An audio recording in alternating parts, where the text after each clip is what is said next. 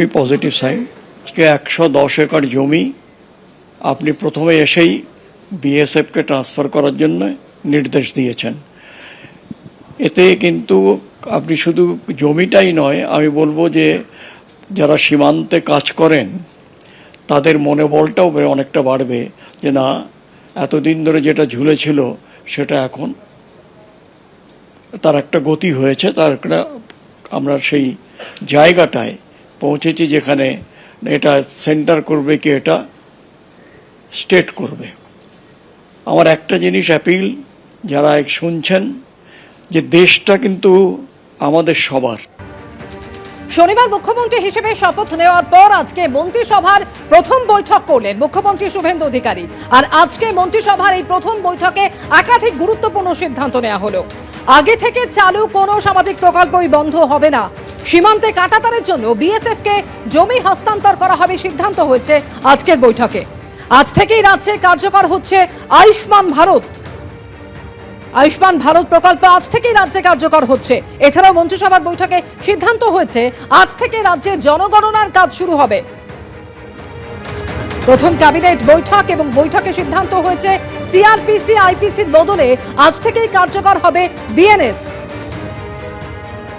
চাকরির আবেদনের বয়সের ঊর্ধ্বসীমা 5 বছর পর্যন্ত বৃদ্ধি করার সিদ্ধান্ত নেওয়া হয়েছে প্রথম মন্ত্রিসভার বৈঠকে।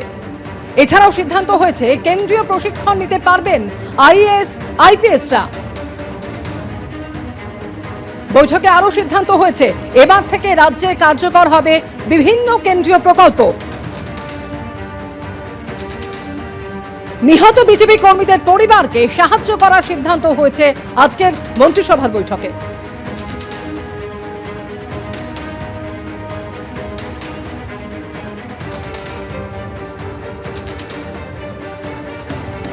প্রথম মন্ত্রিসভার বৈঠকের পর যে গুরুত্বপূর্ণ সিদ্ধান্তগুলি নেওয়া হয়েছে তার মধ্যে অন্যতম কেন্দ্রীয় স্বরাষ্ট্র মন্ত্রক বিএসএফ এর জন্য জমি হস্তান্তরের সিদ্ধান্ত। সীমান্ত রক্ষায় 45 দিনের মধ্যে প্রয়োজনীয় জমি হস্তান্তর। সীমান্তে কাঁটাতারের জন্য 45 দিনের মধ্যে বিএসএফকে জমি হস্তান্তর করা হবে। প্রথম মন্ত্রিসভার বৈঠকের পর ঘোষণা মুখ্যমন্ত্রী শুভেন্দু অধিকারীর।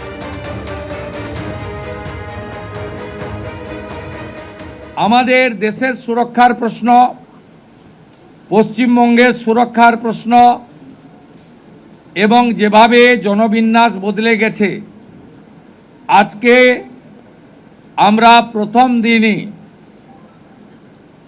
আমরা কেন্দ্রীয় স্বরাষ্ট্র দপ্তর তথা বিএসএফের সীমান্ত সুরক্ষিত করার জন্য জমি ট্রান্সফার প্রক্রিয়া আমরা আজকে অনুমোদন দিলাম এবং আজ থেকেই ল্যান্ড ট্রান্সফার প্রক্রিয়া শুরু হবে।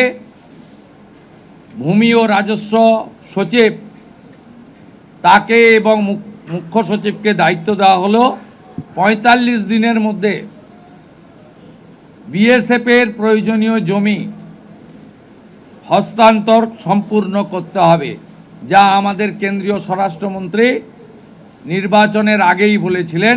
এই কাজটা আজকে প্রথম ক্যাবিনেটে আমরা করলাম। এবিপি আনন্দ, এগিয়ে থাকে, এগিয়ে রাখে।